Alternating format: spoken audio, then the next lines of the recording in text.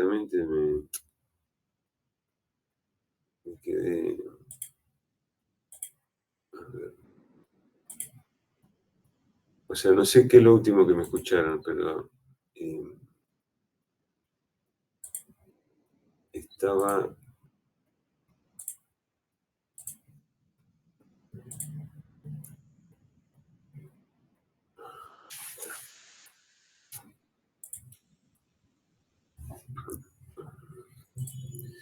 estaba con esta expresión, pero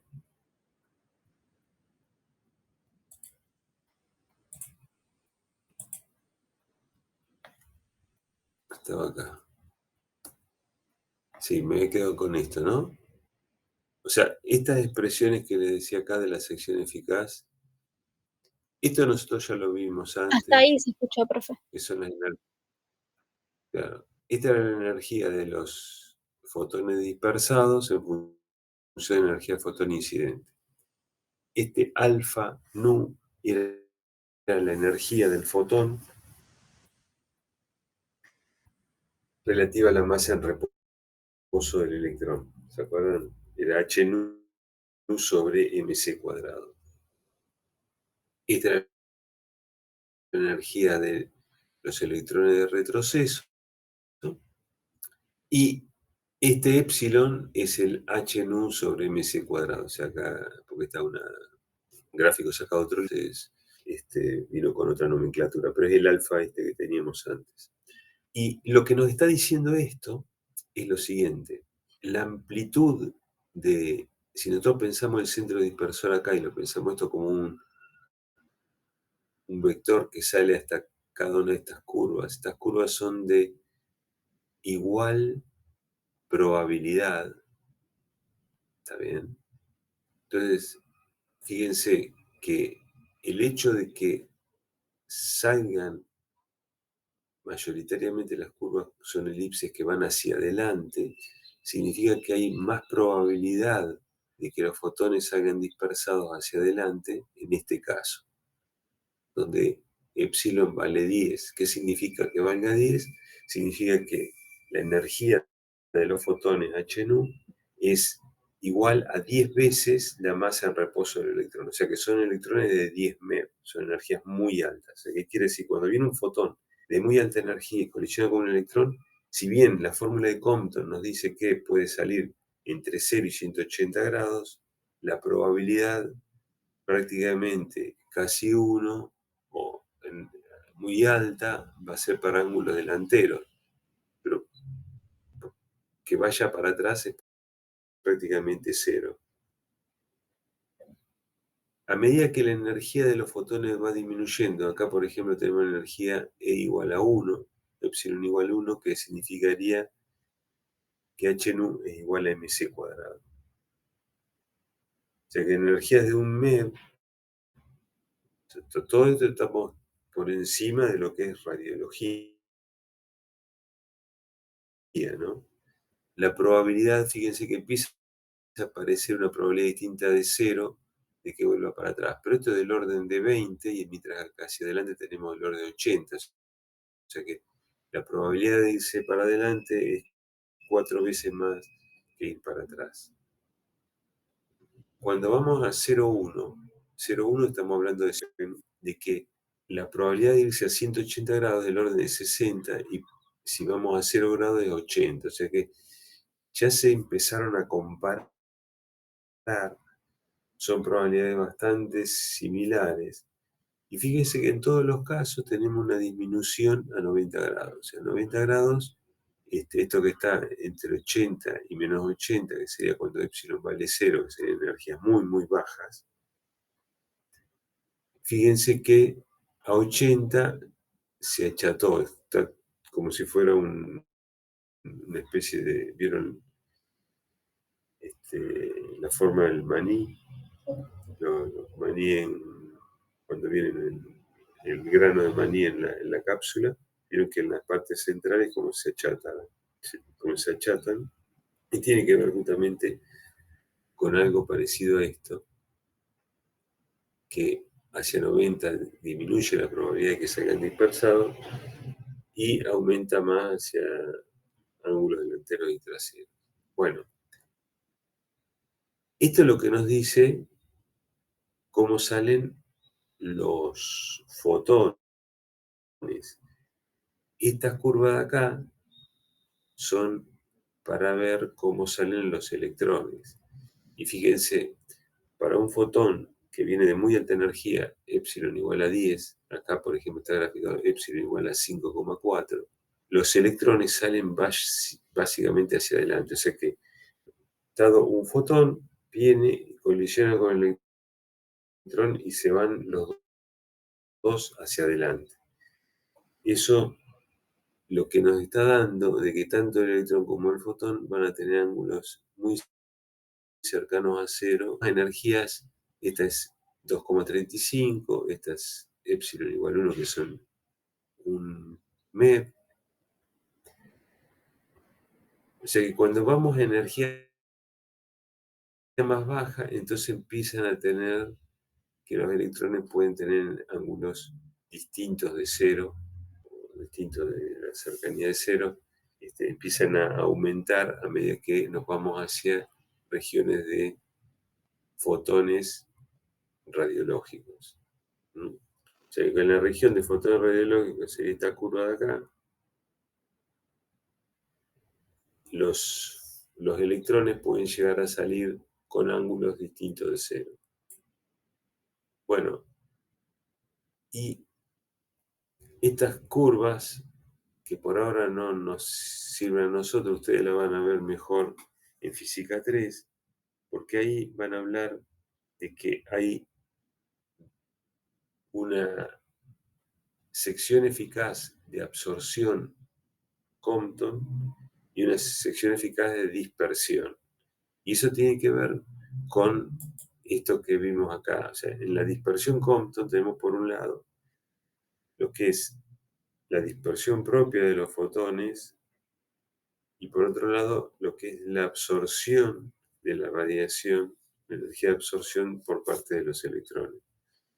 Entonces, esto cambia con la energía de los fotones, la probabilidad de que haya más o menos emisión de electrones. Bueno, hasta ahí estas tres interacciones que vimos, Rayleigh, Compton y fotoeléctrico, son los tipos de interacción que son relevantes en lo que es radiodiagnóstico. Bueno, hay otras interacciones, yo les mencioné que el rango de energía que veíamos era bastante más alto que para el radiodiagnóstico, y hay otro tipo de interacciones que aparecen cuando tenemos energías que están por encima de 1,022 MeV. ¿Por qué? ¿Por qué 1,022? Porque justamente es la suma de la energía del electrón más un positrón, que los dos tienen la misma masa, 511 keV, y da 1022 keV, o sea, 1,022 MeV. O sea que estaríamos con energías por acá, por encima de esto. Cuando aparecen energías por encima de esto, la radiación esta también puede llegar a producir lo que se conoce como producción de pares electrón-positrón. ¿Eso qué es? Un fotón que viene, pasa en cercanías del núcleo, de uno de los núcleos atómicos, y entonces se produce lo que es un par de electrón y un positrón. O sea, se transforma la energía del fotón en las dos partículas. Así como está este proceso, hay un proceso inverso que se llama aniquilación de un par electrón-positrón. O sea, este positrón que sale, o sea, que se crea cuando desaparece el fotón, al encontrarse con electrones en su entorno, tiene la chance de aniquilarse. Y eso es lo mismo que le pasa, por ejemplo, a núcleos radioactivos que emiten beta más. Los beta más son positrones. Y entonces, esa emisión de beta más hace que cuando encuentran un electrón en su vecindad, se aniquilan, o sea que desaparecen estas dos partículas y se crea un fotón, perdón, no solo un fotón, que los dos fotones salen, por conservación de la cantidad de movimiento, salen a 180 grados, un positron emission tomography, que ahí en el centro de imágenes de la universidad hay uno. Justamente se utilizan esas fuentes radioactivas que emiten un positrón, que al encontrarse con un electrón se aniquilan, y entonces, bueno, el proceso de creación de pares es el proceso inverso. Hay un fotón que pasa, al pasar de cercanía de un núcleo, produce un par de electrón-positrón. Bueno, estas son las secciones de eficacia asociadas a eso, no voy a entrar en detalle, simplemente lo que quiero mostrarles de que a medida que la energía de los fotones crece, esa probabilidad de producción de pares de electrón-positrón crece con ello, con la energía. Fíjense cómo es el carbono y cómo es el plomo, ese crecimiento. Bueno, estas interacciones que vimos hasta acá, el efecto fotoeléctrico, ¿eh? La dispersión Rayleigh, la dispersión Compton y la producción de pares, asimismo junto con otros, pero estas son las fundamentales, dan origen a lo que conocemos como ley de atenuación de Beer-Lambert, de la radiación electromagnética, y que es similar a lo que nosotros vimos en el caso de sonido, que cuando la radiación atraviesa un material de determinado espesor, la intensidad de la radiación incidente y cero es atenuada por un término exponencial e a la menos mu, este coeficiente de atenuación llamado másico, por la densidad por X. Ese coeficiente de atenuación másico, fíjense que tiene que ver con esta magnitud. Yo les mostraba acá, con esta magnitud que hablaba de la sección eficaz atómica. Esto está dado en unidades de Barn por átomo. El Barn es una unidad que es igual a 10 a la menos 24 centímetros cuadrados. O sea, está en una unidad muy chiquitita. Fíjense que es 10 a la menos 24 centímetros cuadrados. Y cuando uno multiplica, recuerden que el número de Avogadro era 6 por 10 a la menos, 10 a la 23, perdón, 6 por 10 a la 23, átomos o partículas por mol, ¿está bien? Y si ahora uno multiplica por el peso, la masa molar, o sea, el peso molecular, que es la masa, por ejemplo, pensemos en el cobre tiene masa 64, serían 64 gramos por mol, ¿está bien? Y si tenemos eso multiplicado por la cantidad de átomos que hay en un mol, que son 6 por 10 a la 23 átomos por mol, entonces 6 por 10 a la 23 por 64 nos estaría dando la cantidad de eh,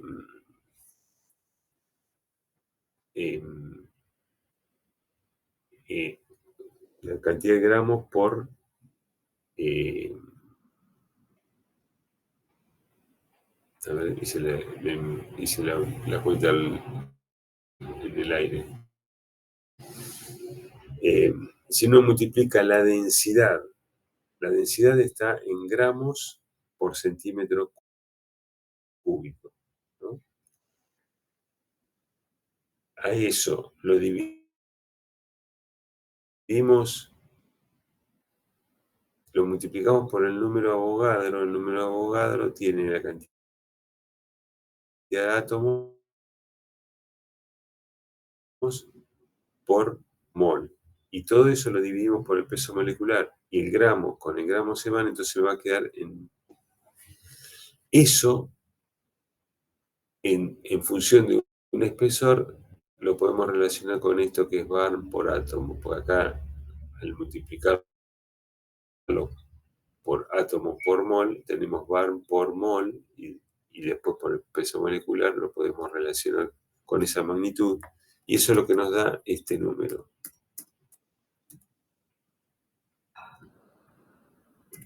Perdón, este número que es el número másico, perdón, el coeficiente de atenuación másico que está dado en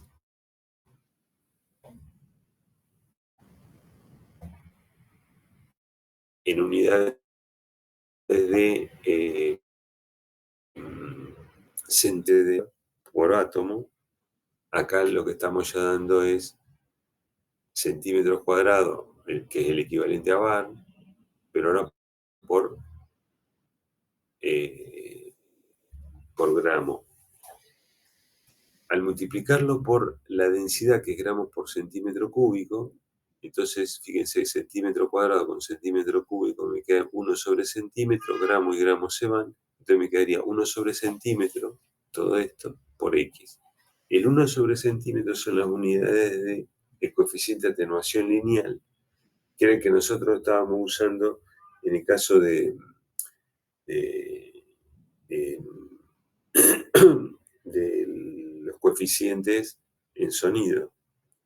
Bueno, justamente el coeficiente de atenuación lineal, en este caso, es el producto del coeficiente de atenuación másico por la densidad.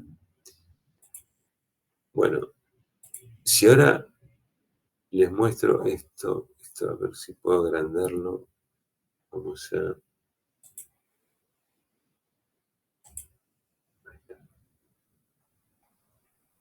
Así lo ven mejor.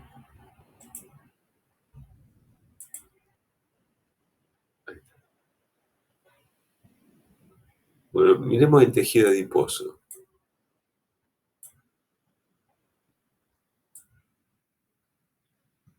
Tejido adiposo, ¿qué son estas curvas? Fíjense, acá están indicadas. Miremos este que es el hueso. Después miramos el tejido adiposo. Las curvas estas son la, la línea azul o celeste, esta rayada, que es esta que está acá. Lo que está representando, ahora todo esto está en estas unidades, como les decía, centímetro cuadrado sobre gramo, que es coeficiente de atenuación másico. Si ustedes quieren, de alguna forma, es, como les decía, es una representación equivalente a pensar en, nos estaría dando la probabilidad de interacción atómica. Cuando nosotros multiplicamos este coeficiente por la densidad, estamos multiplicando por la cantidad de átomos por centímetro cúbico. Entonces, ahí ya tenemos en cuenta cómo es toda la estructura del material. Pero en principio esto nos estaría dando idea de cómo es la interacción por átomo.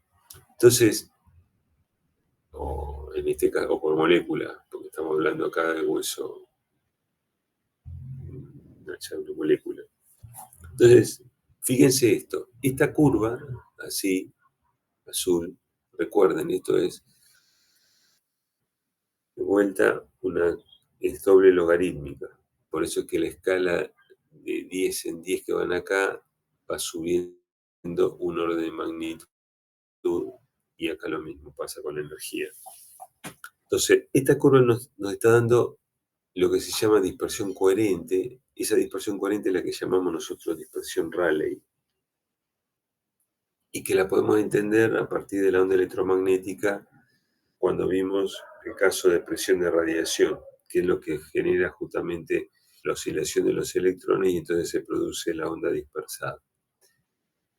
Fíjense que a muy baja energía, pero muy baja, que estamos hablando de 10 a la menos 3 megaelectronvolt, o sea, un keV, acá estamos 10 keV. Fíjense cómo esto va disminuyendo. Y el rango que, si nosotros queremos ver el rango de diagnóstico, acá ya estamos en 100 keV. O sea, que sería esta partecita. Eh, Fíjense cómo esto cae y cae muy abruptamente para muy alta energía. La dispersión incoherente es la que conocemos como dispersión Compton. Y fíjense cómo es. A baja energía es menor que Rayleigh y a medida que la energía crece, esto aumenta hasta hacerse un máximo y después empieza a disminuir. A medida que la energía, ya estamos acá hablando de energía de rayos cósmicos. El fotoeléctrico, ¿cómo viene? Bueno, a muy baja energía es el efecto dominante. O sea, a un keV debajo de, fíjense, de 10 keV es lo que domina. Entre 10 y 100 keV radiodiagnóstico, fíjense que es el efecto dominante prácticamente, hasta energías más altas. Cuando llegamos, acá esto es 10, 20, 30, 40, 50, 60, o sea, de 60 que para arriba empieza a competir el fotoeléctrico, la dispersión fotoeléctrica con la dispersión Compton. O sea que en esta zona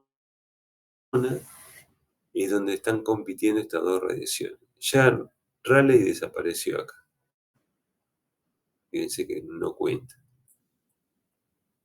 Veamos ese mismo rango en tejido adiposo. ¿Qué pasa con tejido adiposo? De vuelta, esto es Rayleigh, esto es Compton y esto es fotoeléctrico. Fíjense que la competencia entre absorción fotoeléctrica y la dispersión Compton empieza antes. Acá es 10, 20, en 30 keV. De 30 keV para arriba. Y fíjense a qué punto. Que cuando estamos en 60, 70 keV, el Compton es dominante. Con baja energía, o sea, 60 keV, debajo de 60 keV como energía media de la energía del tubo, están lo que es tejido blando y están compitiendo entre la absorción fotoeléctrica y el efecto Compton. Están ahí las dos cosas, tienen más o menos la misma probabilidad de que ocurra. Pero en hueso, a esa baja energía, en hueso, se absorbe completamente en el hueso. O sea, hay mayor probabilidad de hacer absorción fotoeléctrica en hueso que en tejido blando. Entonces, cuando hacemos la radiografía de tórax y la tensión es más baja, tenemos mayor chance de hacer fotoeléctrico sobre un hueso. Entonces ahí vamos a tener un lindo, una linda radiografía de tórax de la parte ósea. Pero ahora, si aumentamos la tensión del tubo, fíjense qué ocurre. Nos vamos a, supónganse, 90 keV, 100 keV. Entonces la energía media estará en 80, 70. Acá empieza a ser más importante para tejido blando la dispersión Compton, porque le gana a fotoeléctrico. O sea, ya no hay tanto fotoeléctrico sobre tejido blando. Y hay mucha dispersión del tejido blando. ¿Y qué pasa con el hueso a estas energías? Y empieza a ser, disminuyó muchísimo la probabilidad de hacer fotoeléctrico y empieza a aumentar la dispersión Compton. O sea que también empieza a ser bastante más borroso. Y de esa manera lo que tenemos es que las dos tipos de interacción están compitiendo.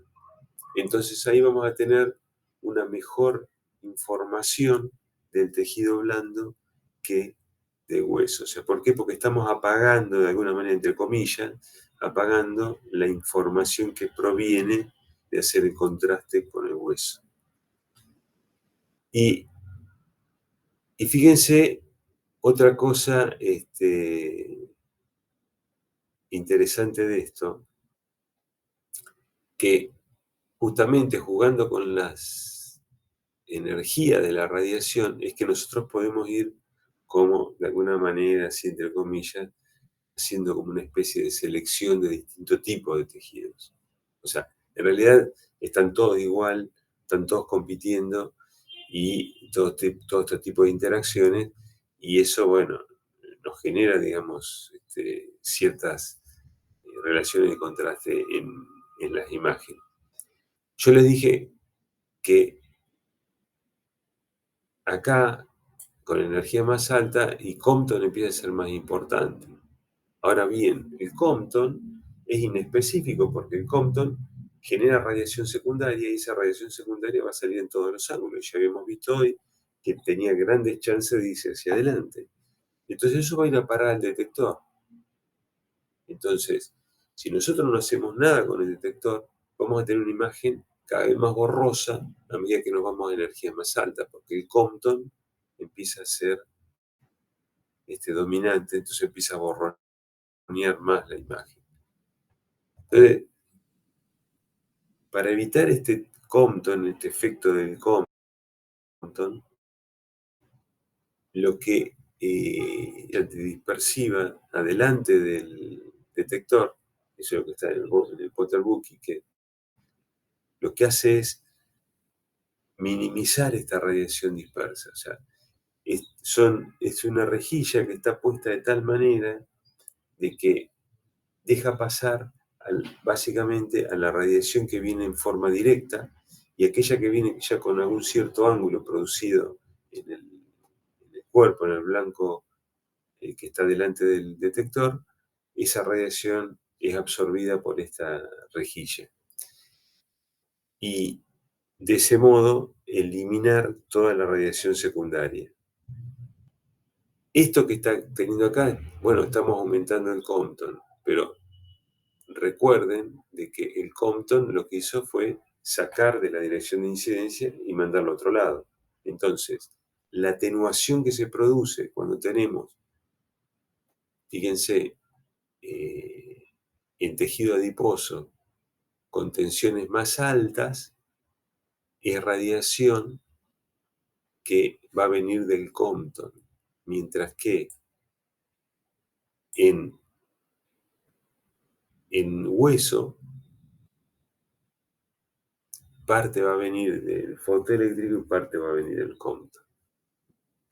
O sea que, como ven, esto depende del tipo de material y depende de la región donde uno está, es cómo se va a comportar. Por eso hay que mirar estas curvas si uno quiere más o menos entender qué es lo que puede estar pasando cuando uno realiza una radiografía y de pronto quiere mejorar la calidad de la radiografía. Entonces saca o sea, cada cuerpo tiene, ¿no es cierto?, su particularidad. No es lo mismo un adulto que un niño, eh, no es lo mismo una persona delgada que una persona obesa, o sea, pueden tener la misma edad, pero eso cambia la estructura y cambia la cantidad de material, entonces tenemos distintos tipos de radiación, tenemos distintos tipos de atenuación debido a la cantidad de material que tenemos que atravesar.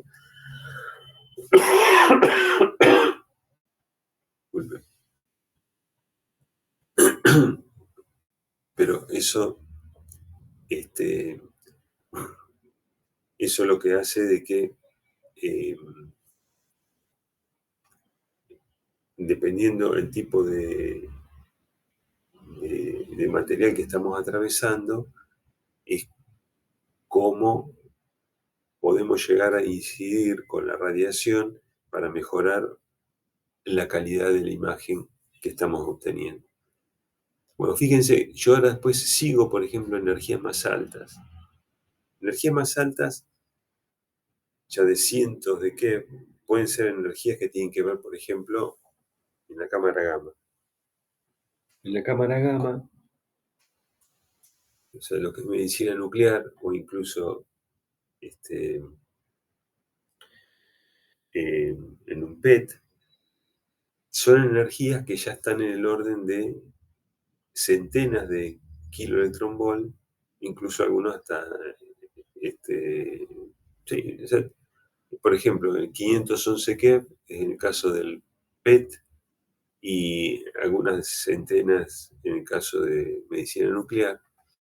O sea que estaríamos en esta región de, eh, de la parte de diagnóstico. Y fíjense que acá lo que domina es esta curva. Esta curva es la de Compton, la dispersión incoherente. ¿Mm? Y lo mismo le pasa acá. Ahí no hay distinción, digamos, entre hueso y tejido blando. Es todo lo mismo. Básicamente no importa el tipo de tejido. Lo que domina ahí ese tipo de interacciones son la interacción de tipo la dispersión Compton. Y fíjense cuánto disminuyó el efecto fotoeléctrico. O sea, acá estamos hablando de que acá estábamos al mismo orden de magnitud que era 10 a la -1, mientras que acá ya el fotoeléctrico cayó a 10 a la -4. Cayó 4 órdenes de magnitud en el caso de tejido blando, tejido adiposo. Y acá, fíjense, acá de vuelta también estamos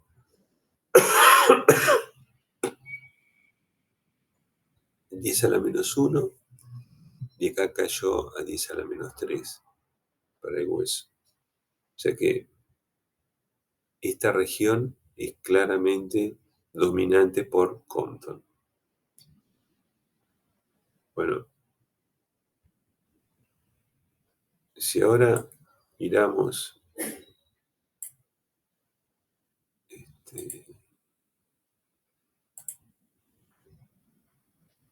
si ahora pasamos de este tipo de gráficos y nos quedamos ahora solamente en la región de diagnóstico acá, fíjense cómo viene. Y ahora esta escala ya no la pongo en escala logarítmica, sino que la pongo en escala lineal y miro entre esto está mal la escala, no es keV, no es MEV, sino que es keV. Entre 1 keV y 10 keV, que sería esta zona, acá, esta parte de acá. Ah, fíjense cómo baja abruptamente y después empieza a subir.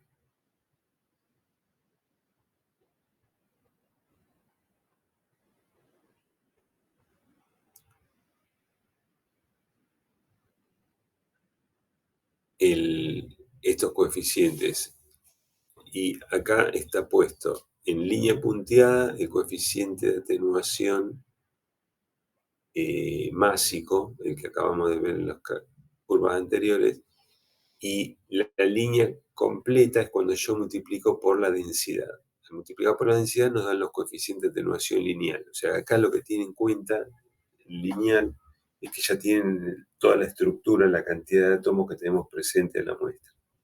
Entonces, si ustedes se fijan eso, como la densidad de hueso es del orden de 2 gramos por centímetro cúbico y el tejido adiposo es del orden de 1 gramo por centímetro cúbico, las curvas anteriores, fíjense que se multiplican la de hueso por 2 y la otra prácticamente se mantiene constante.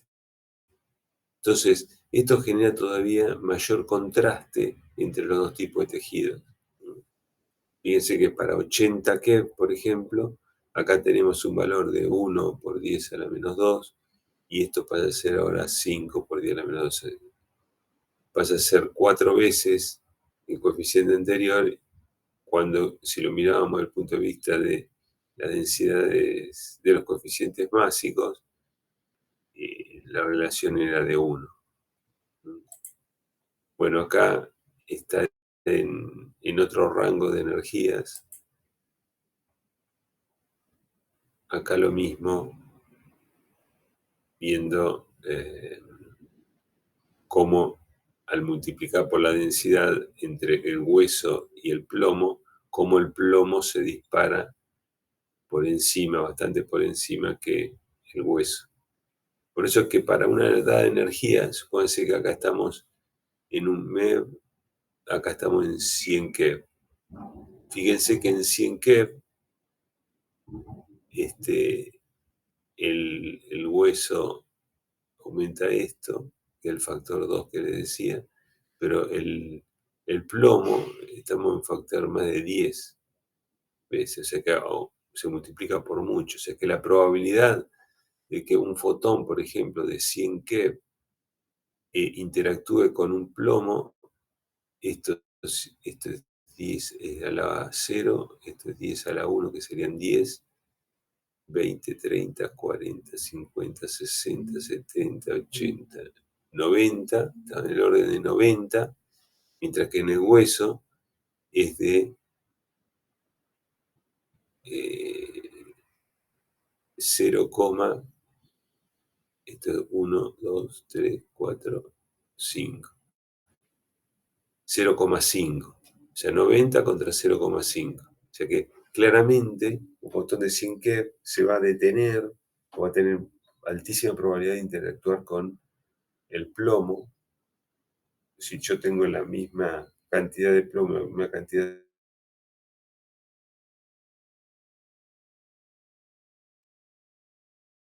así que estamos hablando de 200 veces más probable.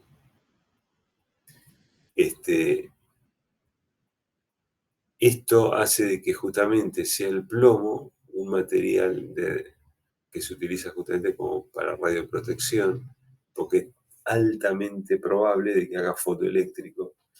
Entonces, con muy poquito espesor de plomo, yo estoy protegido de la radiación que sea de este rango de energías. Bueno, acá esto es cómo cambia la dispersión coherente, la dispersión incoherente y el efecto fotoeléctrico, comparando siempre estos dos elementos de hueso y plomo. Bueno,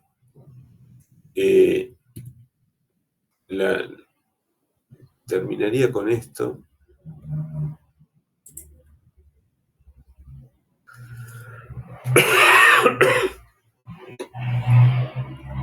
Si quieren podemos llegar a ver algunos ejemplos de problemas de la guía, si les muestro también cómo relacionarlo a esto, que tengan en cuenta el